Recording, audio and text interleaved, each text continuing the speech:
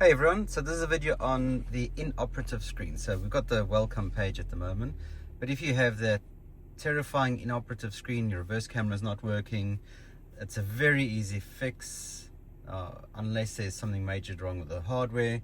All you need to do is you come down and you press the star and the telephone button at the same time, and that will restart your screen. So I'm going to press the buttons in.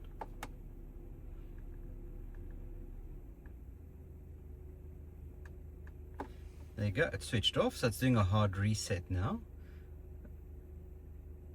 Then you get the screen coming up like that, and it gives you a hard reset, and that should solve your problem. There is no fix. I've asked guys at Mercedes-Benz and no one has a fix for it. This is the only fix we currently have. So I thought I'll just redo the video and show you some extra,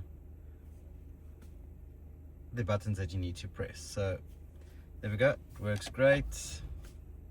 And so that's the fix. Hope the video helped you, and thank you for watching.